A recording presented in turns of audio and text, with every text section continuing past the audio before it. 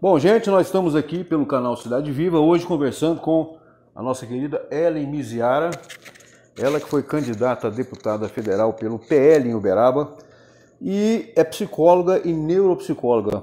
Bem-vinda, viu, Ellen? Obrigado pela participação conosco aqui. Eu que agradeço, Clésio, obrigado pelo convite, obrigado a todos que estão nos assistindo aí. Vamos falar um pouquinho de política, né, da sua vida aí.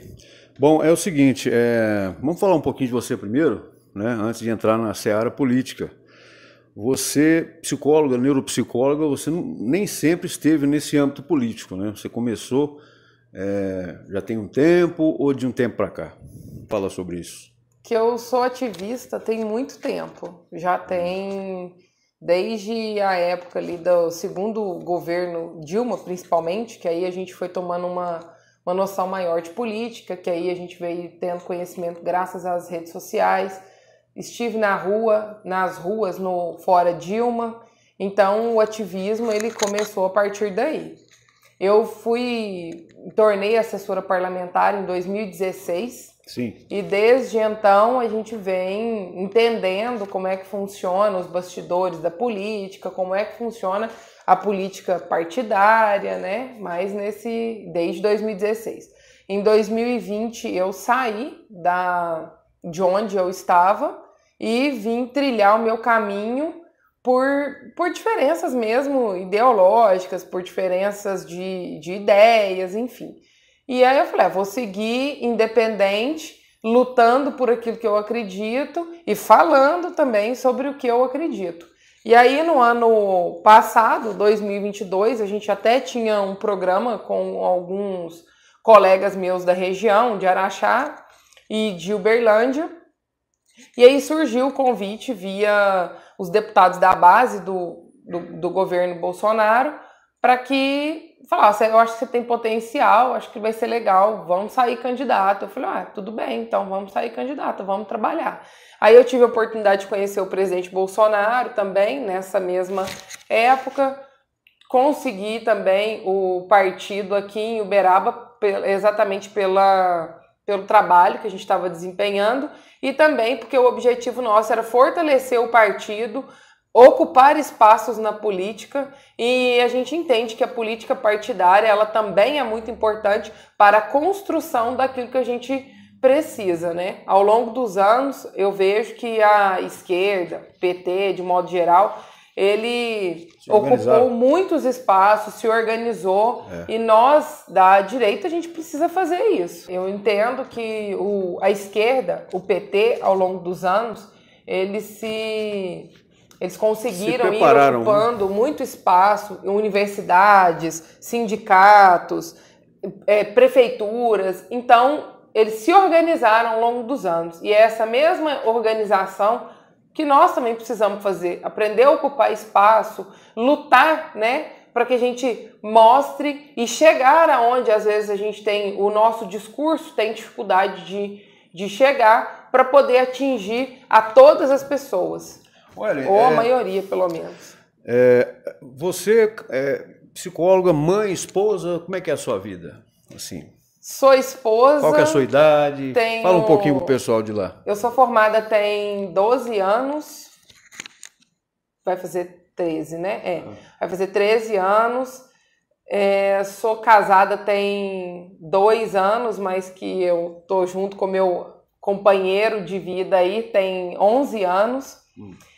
Tô na tentativa aí de ser mãe, mas eu vou dizer uma coisa, política consome tempo demais da gente. Né? Ué, você falou uma coisa antes aí, que é a ocupação dos espaços pelos políticos, pelas pessoas que estão ligadas à ala esquerda. Uhum. Isso não é de hoje, isso vem de longe, isso vem desde Antônio Gramsci, vem lá da escola de Frankfurt, né? Enfim, isso daí foi, como diz naquele livro Ponerologia, isso foi sendo colocado para a população no mundo, como um todo, não é só o Brasil, aos poucos e em doses que a população, quando se viu, já estava refém. Exatamente. Né? Como é que foi assim, você se interessar pela direita e não ir pelo caminho comum, que, por exemplo, naturalmente ser de esquerda. Porque eu, por exemplo, já fui filiado a partido de esquerda e nem sabia que tinha diferença entre um e outro. Só agora, né, com a ascensão do Bolsonaro, é que a gente percebeu isso mais claramente. Exatamente. Como é que foi a sua trajetória até a direita? Descobrir-se de direita. Quando a gente estava... Eu falo que eu fiz faculdade de psicologia e hoje em dia, infelizmente, é com dor que eu falo uma coisa dessas, mas os novos profissionais que estão saindo aí, eles estão saindo todos alienados politicamente. Os cursos, principalmente de humanas, eles têm uma cooptação, acho que assim, muito grande. Então eu falo que eu sou uma sortuda, porque a gente não passou por isso na minha época de faculdade, eu não passei por esse processo de doutrinação que a gente tem visto muito hoje em dia. Lobotomia. Mas a minha questão com a política, eu comecei quando eu me vi ativista ali, eu já sabia o que eu não queria. Eu sempre fui anti-PT. Sempre fui anti-PT. Não gostava do tipo de política, que eu nunca acreditei nisso. A minha mãe, eu falo muito isso, a minha mãe ela é uma pessoa que ela nunca gostou de política. Ela sempre dizia que política as pessoas brigavam muito e não via resultados efetivos. Então, o que ela via é o seguinte, se você não trabalhar, se você não conquistar as suas coisas, se você não for atrás daquilo que é importante para você, você não vai conseguir nada na sua vida. E eu sempre estudei em escola pública, eu trabalho desde os meus 12 anos de idade e eu sempre fui incentivada a trabalhar e a correr atrás das coisas que a gente queria. Quando eu fui fazer faculdade, fiz faculdade à noite para trabalhar durante o dia, para eu conseguir me bancar a minha faculdade. Então, na prática, quando você já corre atrás do seu sustento, quando você tenta empreender de alguma maneira, quando você luta para ter aquilo que você quer, sem ter a interferência do Estado te atrapalhando ali, na prática, isso é você ter práticas da direita, é você entender que o Estado ele não vai te dar nada que já não tenha tomado de você antes. Sim. E isso você não precisa necessariamente você ler livros para isso, você acaba vivenciando isso, né? Então eu nunca acreditei nesses discursos mentirosos, muito fofos, mas muito mentirosos da esquerda. Que a gente vai te dar isso, não te dá nada. O governo ele não te dá nada, que ele já não tenha tirado de você antes. Como agora, por exemplo. Como agora, estão tirando já, né? Claro, aumentando impostos aí. Então é muito bonito a teoria. Nossa, a gente vive num país em que você paga um caminhão de impostos e isso é voltado para a sociedade. Não é voltado para a sociedade. Isso, na verdade, é só para manter quem está no poder, né? E é totalmente... não é... Como é que eu vou achar a palavra aqui? Conectado. Exatamente. Então, a saúde pública ela não funciona de maneira adequada. A educação, os índices, o nível da educação nos últimos anos, de acordo com o ranking do PISA, só tem caído. O que é interessante porque a carga horária subiu, a quantidade de matéria subiu e o processo de alfabetização dessas crianças está cada vez pior. Que aluno está na 3ª série, 4ª série, 5ª série, chega no colegial, não sabe ler, não sabe escrever, não sabe concatenar ideias, não sabe interpretar texto. Isso aí para a esquerda é um prato cheio, porque quanto mais ignorante e alienado, melhor. E mais dividido, né? Exato. Falamos de doutrinação aí nas escolas, né? A gente sabe que existe, mas sabe de um tempo para cá. Né? Por exemplo, na própria faculdade de jornalismo, as pessoas acham normal um pensamento único, né? Não pode se divergir. Empresas de comunicação, se você diverge do colega, você é colocado para fora da rodinha. O caminho, nesse caso, no caso, a escola com partido ou sem partido? Você acha que tem que também haver espaço para o outro lado poder atuar nas escolas, ou a escola não cabe isso? A escola, ela é um lugar de pluralidade, discussão de ideias, né? Só que, ultimamente, os alunos, as crianças, os adolescentes, eles precisam se escolarizar primeiro. E não está tendo nem o básico para a gente discutir outros temas. Então, eu sou a favor de escola totalmente sem partido.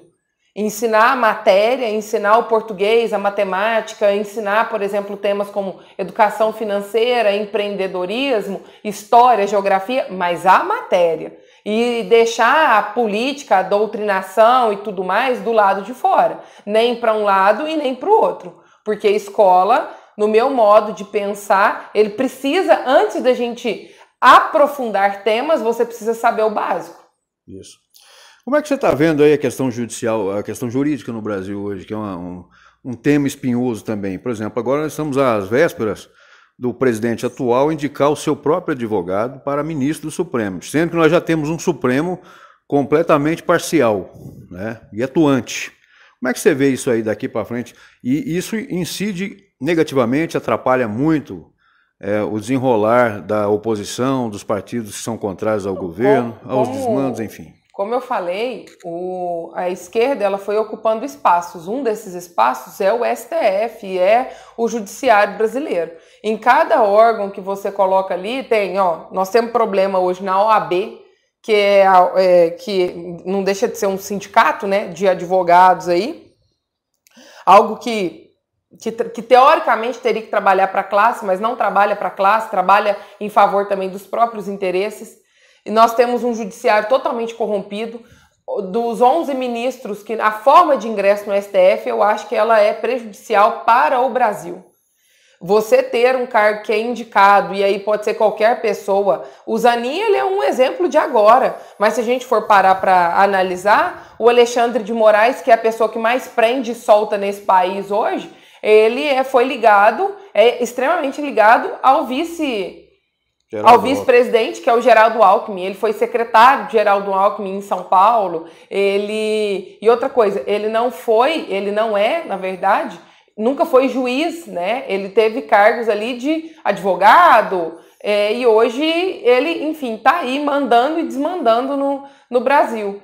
Hoje, dos ministros que são todos indicados ali, tirando os últimos 2 que foram do governo Bolsonaro, todos os outros, o próprio Dias Toffoli, que é o presidente do STF hoje, ele foi o quê? Advogado do PT. Sim. Advogado, ele não foi nem juiz de primeira instância, juiz de segunda instância, nada. Então, precisaria de um critério mais técnico e menos político para a indicação desses cargos. Então, o sistema de indicação para o que teria que ser o maior órgão de justiça do país, hoje ele está totalmente político. E assim, está bem escancarado, político, parcial. Para que lado ele está trabalhando, de que lado ele está trabalhando. Vou só dar um exemplo aqui. Ontem, na noite de ontem, a MP dos ministérios ia cair se não fosse votada. Que aumenta os ministérios de 23 para 37. Sim. Quase que dobra o número, né, dos gastos públicos. Ele não iria passar no Congresso por 2 motivos principais. O governo ele não articula, está totalmente perdido, não tem planejamento, não sabe o que está fazendo, ele não tem ação efetiva. Então, o que o Lira fez? Ele abriu mão, ele falou, eu não vou mais trabalhar, porque o que acontece? O papel ali, ele está articulando com os deputados, principalmente do Centrão. O que foi que o governo fez? Liberou.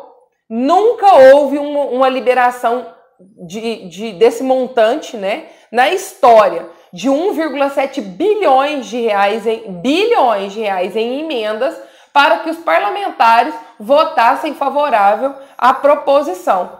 Conclusão, quando o Lira ele deu uma declaração falando que ia pautar sim, porque a MP ia vencer e que não estava nem ele não iria, por exemplo, vou incentivar para que os colegas aqui votem pró-governo. Não. O que aconteceu? No mesmo dia, o Dias Toffoli, presidente do STF, liberou a discussão de um projeto, de uma questão dele no STF para responder por crime de corrupção passiva, corrupção ativa, que estava com pedido de vistas no STF desde 2018, 19, salvo engano. Estava com pedido de vistas da primeira turma. Então ele falou, não, eu libero, pode votar pode votar essa questão do processo que corre contra o Lira no STF de corrupção ativa. Conclusão de corrupção. Conclusão, foi aprovado. De 23, passou para 37 ministérios e foi aprovado no Congresso. O sistema está funcionando muito bem. Pois é. Você esteve em Brasília agora, recente? Tive. Né? E visitando aí as comissões também lá dentro do Congresso. Eu vi que através do seu Instagram que você conversou e esteve com várias figuras aí importantes, né, da oposição, né, inclusive. Acompanhei a abertura da CPI, que está acontecendo na Câmara dos Deputados, do MST, que é uma comissão que foi, o inquérito ele foi instaurado e é muito importante. Sim. Acompanhei também a comissão das apostas, né, de jogos de futebol, que também está acontecendo. Qual que é o clima lá dentro, Ellen? Tudo aquilo que a gente vê na internet. É tudo aquilo. É briga mesmo? É briga pouco o tempo sai todo. No tapa, enfim. Não, no tapa é muito, mas que tem discussão o tempo todo. A coisa ali tá bem polarizada lá dentro. De um lado, da esquerda, quem é pró-Lula, quem é pró-governo. E do outro lado, os deputados que estão mais aguerridos ali, que estão fazendo oposição, mas assim, aquilo ali o tempo todo. Impressão de quem está de fora, como nós, por exemplo. Não tive a oportunidade de ir lá ainda. A gente tem a impressão que a maioria lá é de esquerda. Pelo menos, se não for, pelo menos tem sempre a ajuda de alguém que ajuda alguém que é de esquerda. Nas discussões, a voz que soa mais alta é a de alguém de esquerda. Vou dizer, a maioria eu vejo que eles são centro. Centrão. Quem manda hoje no Brasil, no Senado, no Congresso, chama-se centro. Você acha que as comissões andariam mais rápido se tivesse menos bate-boca, menos discussão? Se fosse todo mundo ali conciso naquilo que tem que resolver realmente para o bem do país ou não? Sim, seria melhor. As coisas andariam mais rápido, mas a questão é que tem uma turma, e a turma do governo, por exemplo, fez a abertura da CPMI aí do 8 de janeiro. Eles não querem deixar que as coisas andem. E aí eles compram os deputados e os parlamentares, senadores, o tempo todo. Veja bem, teve uma crítica muito grande quanto à relatoria da CPMI do 8 de janeiro. A pessoa que é o presidente, ele foi eleito por todos ali, unanimidade. Ele é ligado a quem? Ao Lira, né? O presidente. Aí ele escolheu como relator a Lisiane, que é ligada ao Flávio Dino. Então, teve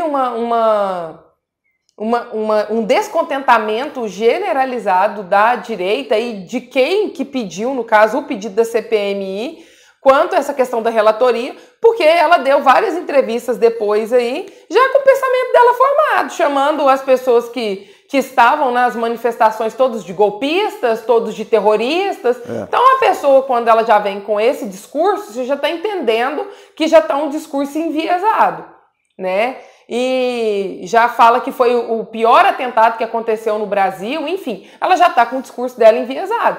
Só que o que acontece? A oposição do governo, no caso, a gente precisa se unir, trabalhar bem ali. Tem muitas provas, paralelamente a essa CPI que está acontecendo no Congresso, também está acontecendo uma CPI no Distrito Federal, uma CPI distrital ali, e ela já levantou, essa CPI do Distrito Federal vem levantando também muitas provas e está acontecendo em paralelo.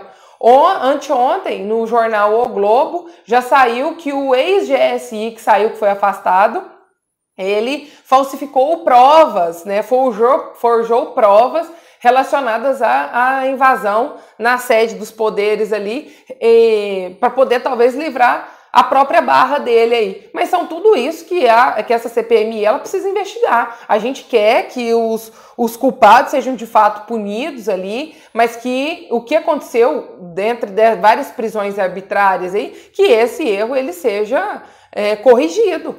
Que de fato puna quem invadiu, quem depredou o local, mas que a gente tenha nomes dessas pessoas que de fato puna quem são os culpados e que os inocentes eles não paguem por isso, né? Que as pessoas que estavam ali, que foi na inocência, vamos dizer assim, que foi para se manifestar pacificamente, como sempre aconteceu, todas as manifestações da direita até hoje.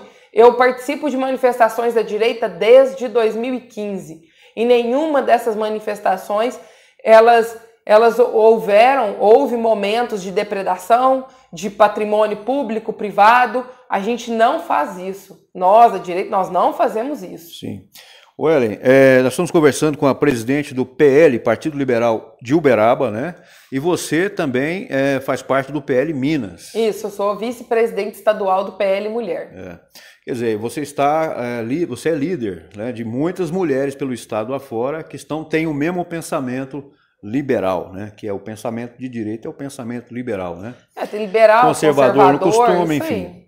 Você conheceu o presidente Bolsonaro e foi a partir daí que o seu nome ficou mais, digamos assim, mais vivo, né, para a política local. Tanto que você depois concorreu como deputada federal e por pouco não foi eleita, né? E faz até muita falta lá. Ficamos na segunda suplência, ó, estou na torcida. Pois é. Então, como é que foi essa questão de encontrar o Bolsonaro, primeiro aqui em Uberaba, não, lá em Brasília, né? Você esteve no cercadinho do Bolsonaro. Foi. O que te levou até lá? O que você acha que o Bolsonaro tem de diferente realmente dos outros líderes políticos, especialmente na sua representatividade para a direita? As pessoas, elas falam muito que o Bolsonaro, ele não tem trato, não sei o quê, liturgia ao cargo. Eu nunca vi um político tão sincero igual ele. Ele é aquilo ali. Ele não faz caricatura, aquilo não é um personagem. É ele. É aquilo lá mesmo. Né? Exatamente. Você esteve agora recente com ele lá, né? Tive, exatamente. Semana passada. Então, tive a oportunidade, o prazer mais uma vez de estar com ele. Eu estava acompanhando o deputado federal Maurício do Vôlei em algumas agendas, e daí a gente teve a sorte de encontrá-lo lá, e daí a gente pôde conversar e aí falar com ele fora do momento de campanha, que as coisas estão todas, né, muito diferente, mas ele continua sendo ele. Vamos pegar agora o lado da psicóloga aqui. Você analisando o Jair Bolsonaro, assim, você pode notar que ele está como? Do ponto de vista clínico, pelo menos mentalmente falando hoje. Ele está bem equilibrado já depois? Está tranquilo, está pronto para a próxima aí, está preocupado com as eleições municipais, né? Ou não só ele, mas a questão do partido. Estão imbuídos aí na missão, né? Da gente fazer candidatos, fazer prefeitos e vereadores para fortalecer a base. Entendi. É isso, tá bem tranquilo. Mas só uma ressalva, falando do Bolsonaro, eu acredito que o maior legado que a direita, para que a gente tenha tido esse avanço, esse boom aí, ao longo dos últimos anos, e que a figura Jair Bolsonaro tenha surgido, é porque ele soube ocupar um espaço que nós estávamos carentes de novas lideranças nesse sentido. Então ele soube ocupar esse espaço que veio em decorrência da Lava Jato mesmo, mas de mostrar que tem outro jeito de fazer política no Brasil. Tem outra forma, é possível fazer. Então o maior legado que eu vejo do presidente Bolsonaro é que pessoas simples, pessoas como eu, uma simples psicóloga aqui, que utilizando as redes sociais a gente conseguiu ter uma evolução. Hoje o cara que foi o mais votado do Brasil, Nicolas Ferreira, ele é um cara da internet. Quem que ele era? Né? Antes a gente não ouvia falar, não eram políticos de carreira, não era político de carreira, ele veio de um movimento que estava cansado da questão política, ele veio aí do Direita Minas, né? Isso. Então, e assim como ele, vários nomes hoje que estão na Câmara, que estão no Senado, eles surgiram de movimentos sociais, de pessoas que estavam cansadas com a atual política que é feita no Brasil. O próprio, vou falar aqui o Jorge Seife, por exemplo, que é senador de Santa Catarina, ele era ministro do Bolsonaro, mas ele era uma figura ali que até no meio político ninguém conhecia. Sim. O próprio Tarcísio, hoje governador de São Paulo, quem era o Tarcísio? Justamente. Né? Então isso daí é o maior legado que o presidente Bolsonaro, eu vejo que ele deixou, e é uma história que a gente precisa dar continuidade, formar novos líderes, ter novas lideranças para que a gente continue crescendo, porque senão, enfim, se unir e seguir em frente. Vamos lá, vamos concluindo já nosso bate-papo rápido aqui. O que você espera do futuro do Bolsonaro na política, o seu futuro? Fala um pouquinho se você vai concorrer aí às eleições aqui, locais, né? Se você tem pretensões nesse sentido. se você vai apoiar alguém para prefeito, né? Como é que vai ficar essa situação aí para a gente caminhar para o nosso finalzinho? Nós estamos fazendo construções. Política, ela exige da gente muito diálogo e principalmente construção, porque a gente não faz nada sozinho. E é um erro achar que a gente vai longe se a gente não formar grupos, tá? Então, sim, eu vou estar no cenário político de Uberaba de alguma maneira, seja como pré-candidata a prefeita, seja como pré-candidata a vereadora, mas ainda esperando que a suplência nossa, de alguma maneira, saia em Brasília, né? Para que a gente assuma lá. Qual é a possibilidade disso acontecer realmente? Tem muitos deputados da base em Minas, do PL, que vão sair candidatos em seus respectivos municípios, né? Pelo menos, acho que 4, a gente tem quase certeza que vão sair. E saindo, eles vagam. E se sair, e eles ganhando em seus respectivos municípios, aí a gente consegue uma vaga. Mas isso só uma possibilidade. Pode acontecer, como pode não acontecer. Você teve quantos votos para deputado? Tive quase 10 mil votos. 10 mil votos. Certo. Você é um nome que pode disputar a prefeitura. Você tem consciência disso, né?